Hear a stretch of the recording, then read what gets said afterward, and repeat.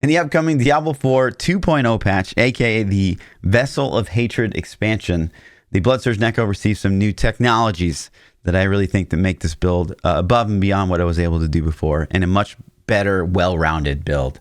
So I'm not going to waste any time. Let's get into it. So as always, quick caveat before we get started. The gameplay above is a pit level 90 on PTR. There was a bug with the Air Perdition, the new unique helmet, which we'll get into, where it was doing a 200% damage multiplier. So the damage in the gameplay above is slightly higher than what we'll get all said and done. But I also didn't have any of the gear min-maxed, and I definitely didn't have the full build figured out in the gameplay. So you're just seeing a taste of what it's going to look like. But yeah, full disclosure, Air Perdition was bugged on PTR, so some of the numbers are a little inflated. But I have zero doubt that this thing's going to crush pit level 100s. And another quick note, down below you'll find the max roll build planner for this setup. You'll see in the max roll build planner there are two options. There's going to be an option with no mythics. This is what I'm going to recommend until you get those mythic uniques. And then obviously Nova with Shroud is going to be the 3 mythic uniques, fully min-max juiced up version of this build. I do think that getting mythic uniques will be much easier in the next patch because runes will help you get those mythic uniques. But yes, we wanted to include the option of no mythic uniques, so you have something to like farm Torment 3 with until you get, min-maxed and get fully set up. There are 5 pieces of new tech coming in the Vessel of Hatred patch that I think really round out the Blood Surge Necro. Number 1 being the new mythic unique helmet called Air of Perdition. When you get this thing fully GA to Masterwork, you can get up to +7 to core skills, so that's +7 to Blood Surge ranks. But more importantly, you get a 60% damage multiplier on a helmet. Another item that is just insane for this setup is the Shroud of False Death. The ability on this is kind of whatever. If you haven't attacked in the last 2 seconds, you gain stealth and 40% movement speed. That's kind of nice, I guess, from going from pack to pack, a little bit more movement speed, or doing things like Hell Tides. But what's super important about the Shroud of False Death is this right here.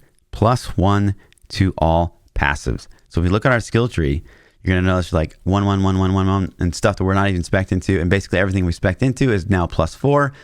And we're going to get into why that is so ridiculously insane. And just from getting +1 to all the passives that we use on this tree, we're getting a 66.8 damage multiplier from Shroud of False Death. And again, that's on a chest piece, right? So we're getting 60% damage multiplier on a helmet, 60% damage, or 66.8% damage multiplier on a chest. Not to mention the added utility of getting a +1 in some of these passives, more lucky, better corpse creation through Hewed Flesh, more essence generation from Grim Harvest, 10% movement speed between Death's Approach and Reaper's Pursuit, and 6% additional crit chance between Inspiring Leader and, of course, the Aspect Skirmishers. But we'll get into all that in the passive skill tree section. The third bit of new tech coming in Vessel of Hatred is the new ultimate ability called Soul Rift. As we said in our Blight Rift build, a lot of builds are going to want to be using this because, again, it is a 30% damage multiplier on top of having insane amounts of utility. This thing will generate barrier. This thing will generate essence for you. This thing will make everything in range vulnerable, which was not previously possible on a Blood Surge build unless you spec'd into Lucky Hit on Ring. The fourth bit of new tech is a new temper coming in Vessel of Hatred, which allows us to get a chance for Blood Surge to deal double damage. So between getting this fully masterworked on offhand and weapon, we're going to get 88% chance for Blood Surge to deal double damage. Wow, wow, wow, wow. And then lastly, the last bit of new tech that's coming in Vessel of Hatred are the addition of the runes. We're going to be using the new runes to really round off this build. We're going to use the Lith rune combined with the Zek rune. This lets us reduce the ultimate cooldown by 4 seconds just by standing still for a little over 2 seconds. And the only reason we're going to move in this setup is to collect blood orbs, but we only have to do that once every 5 seconds. So you should be able to get ultimate cooldown reduced by 8 seconds pretty consistently in this setup. The other runes will be Tam, cast a non-channel core skill to get 25 offering, and of course Om rune to evoke the Barbarian's Enhanced Warcry, which increases our movement speed and damage dealt. I believe this is a 35% damage multiplier. So just on these items alone, 120% damage multiplier, a 35% damage multiplier, and then another 88% chance to deal double damage. Obviously, that is huge amounts of damage coming in Vessel of Hatred. Now, let's get into the nitty gritty here. Let's talk about the skill tree. We're putting 1 point into Hemorrhage, 1 point into Enhanced Hemorrhage. We are literally never going to cast Hemorrhage in this setup. We just have to put 2 points into the next. Hemorrhage will be on the bar. but there's a 0.01% chance you're probably ever going to cast Hemorrhage. There is a small, teeny tiny chance, I guess, you could really, really get unlucky with lucky hits and somehow run out of essence and then maybe have to cast Hemorrhage once. But ideally, in this setup, you won't have to. Coming down to the core section, we'll put all 5 points into Blood Surge. Of course, this gets up to 26 ranks with this insane amount of gear. But all 5 points in the Blood Surge, 1 point into Enhanced Blood Surge, and then 1 point into Paranormal Blood Surge. Blood Surge says, draw blood from enemies dealing 70% damage and expel a blood nova dealing 245% damage. Of course, this number is higher because we're getting 21 additional points. But the important thing here is Blood Surge nova damage is increased by 5% per enemy drained up to 50%. That per enemy drained thing is super important because we're using Crur's Embrace gloves, which basically, if we fully Masterwork and GA Blood Surge drains plus 8 times from elites, we're going to get full uptime on that effect of Blood Surge. So even against a single target boss, we'll get 45% damage multiplier, 100% uptime. Really important affix on those Crur's Embrace. Blood Surge is also going to be healing us for a metric ton because of those extra Blood Surge drains. And then Paranormal Blood Surge is super important. If an enemy is damaged by Blood Surge, while you are healthy, which again, we're always going to be healthy because we're healing like crazy, we gain 1 stack of overwhelming blood. When you have 5 stacks, your next Blood Surge overpowers. And the reason that's so good in this setup is because we're easily reaching the attack speed cap of 100%, on top of getting an additional 55% attack speed through the use of the aspect of Rathma's Chosen. This does stack with your base attack speed, so we're be at 155% attack speed. So we're getting insane amounts of Paranormal Blood Surge procs. One thing you'll also notice here is we're speccing 3 points into Blight, just 1, 1, 1. Most importantly, because Supernatural Blight, you and your minions deal 20% increased damage to enemies in Blight. This is just a flat 20% multiplier to all of your damage. It doesn't say shadow damage, to all damage. So this is just a nice thing to throw down against bosses or those elites that are just super tanky. Maybe they have barrier. And as long as they stay in your pool of Blight, which isn't very big, but as long as they stay still, they'll get a 20% damage multiplier from your Blood Surge. Moving into the smaller passives here, and you're going to see quickly here, as we touched on earlier, you know, +4, +4. We have 1 additional passive into everything. How are you doing that? Again, the new Shroud of False Death gives +1 to all passives. So it really makes things possible here that would normally not. But yeah, lucky hit, 16% chance to create a corpse at the target location. This is double against bosses, so 32% chance, lucky hit chance on bosses to create a corpse. This is also great because we're using the Crur's Embrace, which we just talked about, but the effect on it itself is Blood Surge consumes nearby corpses to cause mini novas, dealing 280% damage. This damage is increased for 10% for each enemy drained by your initial cast, up to 50% as well, caused by 20% for each corpse consumed. So every corpse consumed makes a mini nova. And again, because we're draining more things through the Blood Surge plus drain, those mini novas are also doing more damage. So being able to generate corpse and proc more procs of Crur's Embrace is some super great synergy that's happening here. And again, we are stacking lucky in this setup. One of the great things about this setup, and we'll talk a bit more about this in the gearing section, but between Air of Perdition, Ring of Starless Skies, and the sacrifice aspect, we are 100% crit, more than 100% crit. So we actually don't even have to spec crit on any piece of legendary gear.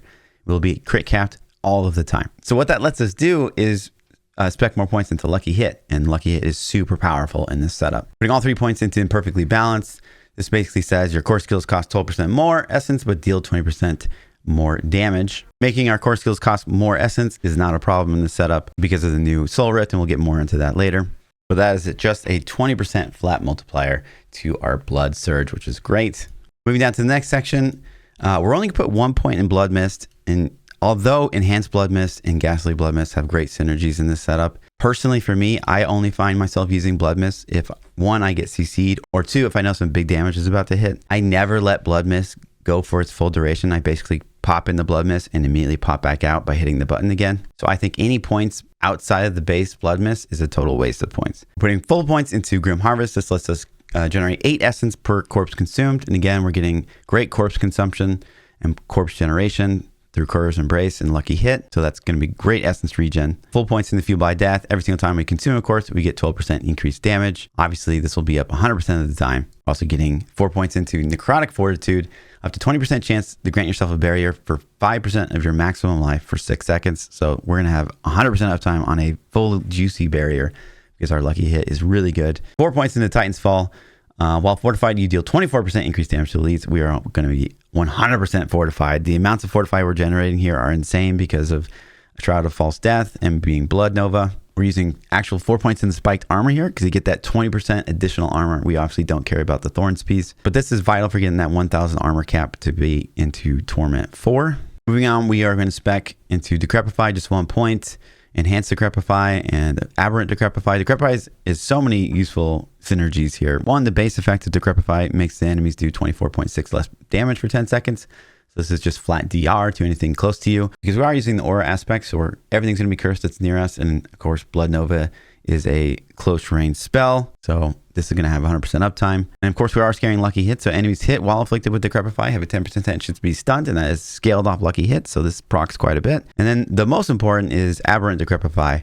Enemies hit while affected with Decrepify have a 15% chance to reduce your cooldowns by 1 second. This lets us reset the cooldown of Soul Rift super fast, super efficiently. It is the only cooldown on our bar besides the Blood Mist, which we barely ever use. So all of our procs go towards Soul Rift. And it's going to be really easy to have 100% uptime on Soul Rift. And we'll get more into that once we get down low. We're using 4 points into Amplify damage, 16% increased damage to cursed enemies. Everything's going to be cursed, so 100% uptime on this damage multiplier. 4 points in Death's Embrace.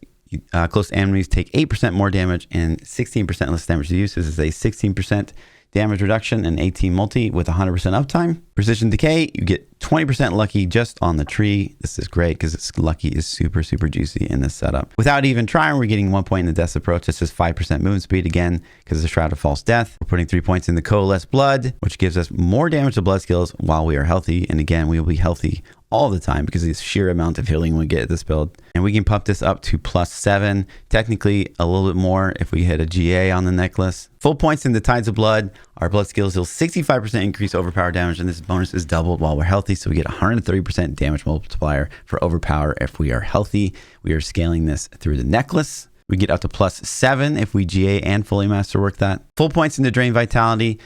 This is one of the things that helps us keep Fortify up. Again, we're scaling lucky, so a 30% chance of Fortify for 10% of your max life. That's going to go off like crazy. And then finally, we're using Transfusion. I'm not crazy about Transfusion, but this is actually super vital for the setup. Your blood skills have a 12% chance to create a blood orb at the target location. This can only occur once every 2 seconds. So that once every 2 seconds is what makes this kind of bad. But because we are scaling lucky and because this chance is doubled against bosses, you are going to have to go around and collect those orbs, again, like I said before, once every 5 seconds, you need to touch an orb to keep up your blood begets blood effect. But this makes it so blood orbs are consistent. They will be there. You will be able to keep up blood begets blood. And then because of Shroud, we get 1 point into increased healing effectiveness. This is just great because, again, our blood surge heals us. The blood orbs heal us. So we get lots of healing. We get that 5% movement speed from Reaper's Pursuit because Soul Rift is a darkness skill. So yay, 5% more movement speed without even trying. We get 1 point in Necrotic Carapace without even trying because, again, Shroud of False Death. And that just gives us a chance to fortify for 2% of our max life anytime we create a corpse. And again, we're creating corpses like crazy through hewed flesh. Unfortunately, none of these points really help us. But still, the utility here is actually nutty. Coming down, we get Soul Rift. As we talked about before, super vital part of this build. 1, it gives a 30% flat damage multiplier because it's Supreme Soul Rift. 2, it makes everything around us vulnerable. So we don't have to waste any stats on a ring to get, lucky chance to make vulnerable. And then up to 3 souls at a time are absorbed. So we get 6 essence basically every 0.25 seconds. And then a 5% chance to do it again, basically, on every enemy hit on top of generating barrier. So Soul Rift has just insane utility. We get 1 free point in Inspiring Leader. So that is just 4% increased critical strike chance. We get 4 points into Finality because it's a 20% damage multiplier for 8 seconds after casting an ultimate.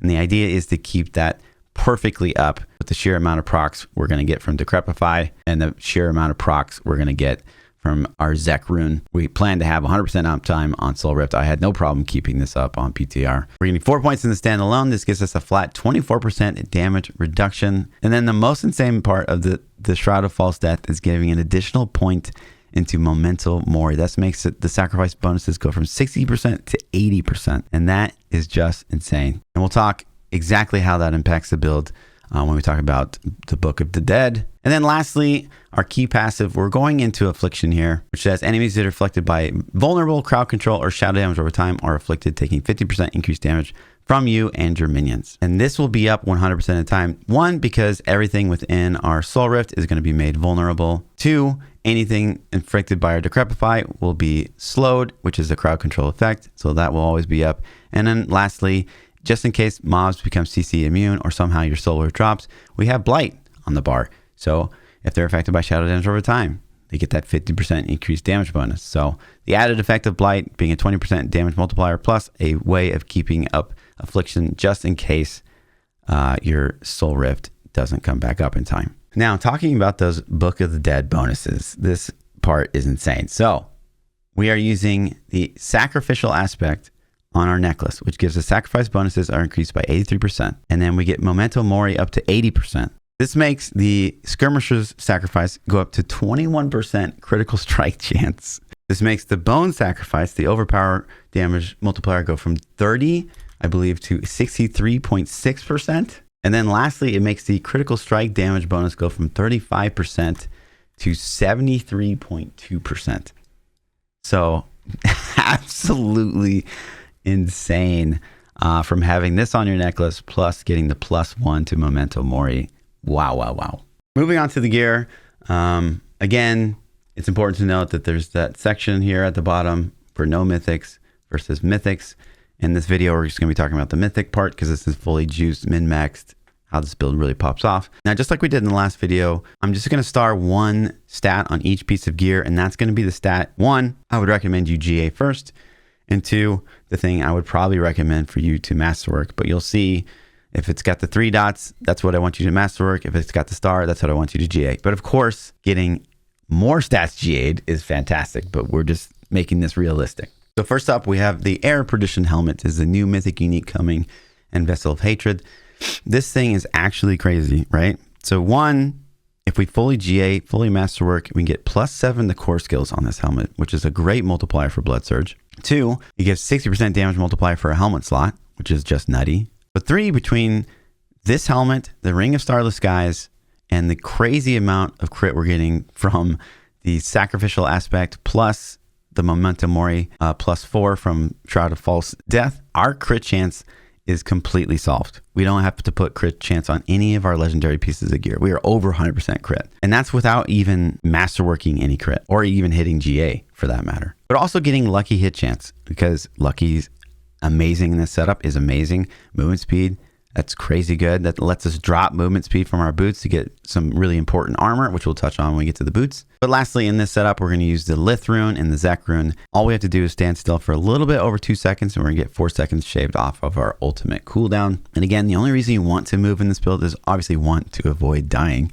or getting frozen or whatever. But 2, we only have to pick up a blood orb once every 5 seconds. So once every 5 seconds, you're going to look for the nearest blood orb, and you're going to go to try to get it to keep up blood begets blood on our Paragon board. We'll get into that.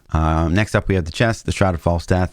This thing is actually just nutty for this build. We're going to try to fully masterwork and GA the max life. Max life increases our overpower damage, and nothing else on this is really all that impressive. Resource generation obviously helps us, and so does all stat, but plus additive damage to the next attack after exiting stealth, that's super meh. And actually that life roll is really small for eye level 800 piece of gear. So I don't know if that's a bug or if that's just how it is. And again, if you attack in the last seconds, if you haven't attacked in the last seconds, you get 40% movement speed. That's kind of cool just from getting pack to pack, but we're not after it for that. We're after it for this +1 all passives. And again, in the chest, we're using Tam and Tam lets us get 25 offering every single time we cast Blood Surge, and we're casting Blood Surge like crazy. And so basically after casting Blood over 20 times, which will happen really fast, we invoke the Barbarian's Enhanced War Cry, which gives us movement speed and 35% damage multiplier. Moving on to the gloves. Again, it's going to be super important to try to GA and masterwork the Blood Surge Drain. This lets us get a flat damage multiplier and some other benefits from the Blood Seed Surge. But of course, hitting plus ranks to Blood Surge would be super helpful. Plus ranks to Tides of Blood would be super helpful. Obviously, getting max life will be super helpful. Any of these GAs will be great, but this is absolutely the most important stat on these gloves. Going down to pants, we're using the Blood Moon Breeches. This gives us a 150% overpower multiplier to enemies that are cursed. And again, because we're using cursed aspect on our boots, everything around us is getting cursed. So that's just a flat 150% damage multiplier for our Blood Surge. We're going to try to masterwork and GA the max life first, because again, max life, more damage for overpower. None of these other options are really all that great. The overpower is additive, so I mean, if you can hit it with the GA, great, but really focus on trying to get the life with the masterworks. And then in the 2 slots, we're going to put just topazes, more damage, more all res. The boots are actually going to be super important here because we absolutely need the boots to be GA'd plus masterwork with that armor roll. And we really get all of our armor from this slot alone. We get a fully GA masterwork armor roll, which gives us 634 armor. And then our necklace, we're going to temper total armor. So between those things and the Paragon board, we're going to get up to 844% armor. And then on the skill tree, we get 20% increased armor through spiked armor, which I believe all is that said and done will be at exactly 1012.8, which is 12.8 over the armor cap. So it will be armor cap for Torment 4. But yeah, you'd be dropping movement speed from the boots. But again, we get movement speed from the helmet. We get movement speed from the Barbarian Enhanced Warcry. So I think the mobility will be fine here. We're going to get 6 essence per second on the boots. This sort of just rounds out the build for those rare moments that maybe get really unlucky with lucky hit procs. And of course, max life. If we can GA this, it's great. Max life, more damage. For tempering, we're going to hit the movement speed and then a lucky hit chance to freeze the target. This just makes the build that much more silky smooth. We get a chance to stun from Decrepify. We get a chance to slow from our Decrepify. So really the only thing that's missing is Immobilize and Chill, but not super needed. But this lucky hit, this will help against bosses to increase their stagger. This will make going through the pit that much more silky smooth because stuff will get frozen. Because again, our lucky hit chance is really, really good. For the aspect slot, we're going to use the Cursed Aura. This just makes everything get hit by Decrepify and Iron Maiden. And again, since it's a Blood Surge build, we have to be close range anyways. So there's really no build that's better suited for this. For the weapon, this piece is super important. There's a lot of moving parts with this. So one is it needs to be a dagger. And why a dagger is super important is dagger is the only weapon for the Necro that has 1.2 attacks per second. And that actually does matter for how fast you're casting Blood Surge. Your question might be, why aren't you using a mace? Because maces have, 196 base overpower damage, but it only has an attack per second of 1.1. So that's why the dagger is actually super important. The dagger is the base that you want. That 1.2 versus a 1.1 actually does matter. But the stats on it, we're GAing intelligence, and that's really only because we're doing our damnedest to hit the res cap for Torment 4. But we're going to fully masterwork the chance to cast Blood Surge, so we get the 44% chance to deal Blood Surge double damage. The last important piece of the weapon here is the lucky chance to restore 66.4% of primary resource. This is super important for the consistency of the build to never run out of resource, make it so you never have to stop casting Blood Surge. And then the last super important piece here, we're going to temper blood attack speed. With this setup between the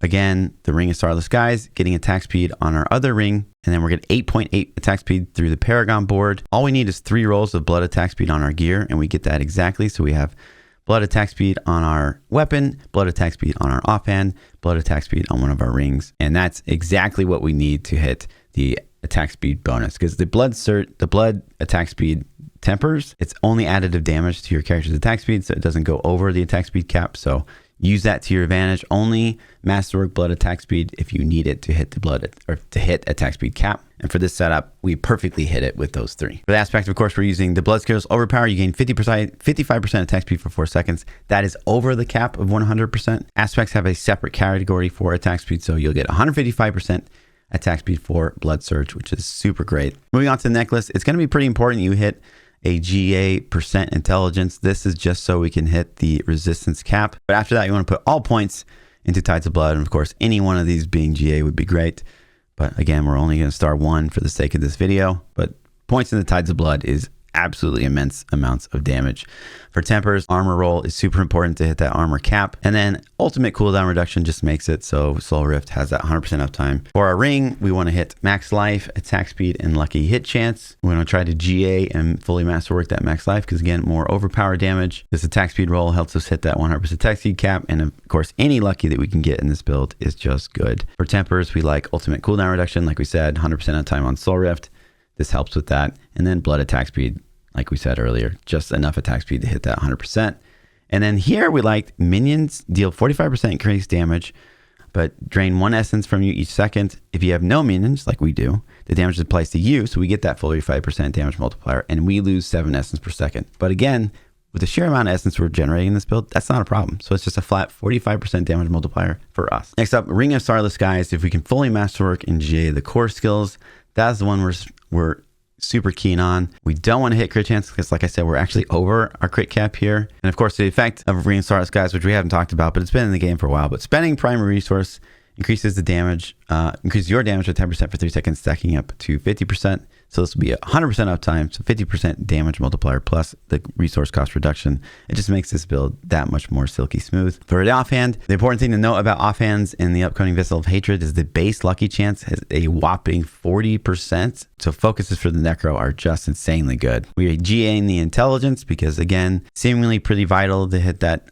resistance cap, but we fully masterwork the chance for Blood Surge to cast twice. And then on the aspect, we want to put Blood Surge Nova echoes again after short delay, dealing 10% less damage. Moving on to the Paragon. This is actually super min-max. I spent a lot of time on this. Do follow along with the max roll guide below. I'm only going to touch on the important parts of each board. So first up with the starter board, we like the control glyph. You get an easy 90 points, which is 741% damage additive to crowd controlled enemies. And again, everything's going to be crowd controlled 100% of the time because decrepify. But more importantly, we get a 48.5% damage multiplier to enemies that are crowd controlled. Now, while this isn't up against bosses, it will be up when they're staggered. So we hit that stagger bar pretty well. But do make sure you pick up these all res nodes. This can be super vital for hitting that res cap. Moving on to the Bloodbath board next, we go into the Essence glyph. We can get a whopping 1053 crit strike additive damage, which is actually insane because that damage gets multiplied so well from our sacrifice bonuses. We want to make sure we pick up the max life pieces, the all res pieces, the damage reduction while fortified, the overpower damage. Everything on this board is so good. Making sure to pick up the blood board or the Bloodbath, which is 75% damage multiplied for our overpower. This whole board is juicy. From this board, we branch into the Flesh Eater board. And again, because of Crur's Embrace, the Flesh Eater effect, consuming 5 corpses grants a 40% damage multiplier. That's going to be up 100% of the time because we're always going to be consuming a massive amount of corpses. But other than that, get some easy crit damage here. The armor pieces of this whole board are going to be super important. So make sure to pick up these armor pieces down here. These all reds nodes are super important over here, plus max life. And on this particular board, we really like Eliminator. It gives us 468 out intelligence, which is the highest amount of intelligence we can get from any single board for the Necromancer. But what I do here also is sort of fill out the board because willpower also has a lot of utility. So willpower increases our resource generation, improves our healing, and improves our overpower damage. And every point gives us 36 points of willpower if the glyph is level 100. So really good synergy. I like to use the extra points for this build to just sort of fill out this board. We don't need any points in dexterity because, like I said, we are overcapped on crit chance, and dodge has really no place for the Necromancer. Moving down into the Frailty board, this is the new board coming in Vessel of Hatred. We are going to be using the Dominate.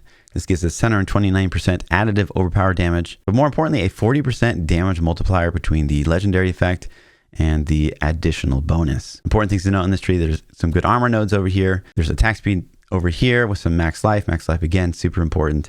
The Frailty, we get 40% damage multiplier if enemies are cursed. Like I said, all enemies are cursed all the time. So this is just flat good. Picking up more armor nodes and some crowd control damage over here and some max life down here. And then our last board is Blood Begets Blood. On this board, we really like the Corporal Glyph because it has some great additive damage. It actually weighs out to be more additive damage than basically any other glyph. And the secondary effect and the legendary bonus are just flat damage that will always be up. So I really like this board. Get 421.2 overpower damage. And again, that overpower damage gets multiplied heavily from our bone sacrifice, and 117 damage while healthy. And we're always going to be healthy. So it's such a good board. Making sure to pick up the max life nodes down here.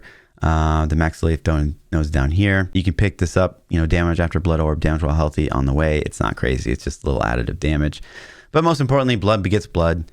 Like we touched on many times in this video, you'll be generating just enough blood orbs to keep this effect up 100% of the time with all the lucky bonus you get. The only way, like we said, that we're generating blood orbs is from transfusion. Transfusion can only happen once every 2 seconds. So the amount of blood orbs will not be staggering. Like it's not going to fill up your screen, but they'll be there. So again, really the only reason you want to move is once every 5 seconds, you want to find a blood orb to try to pick up.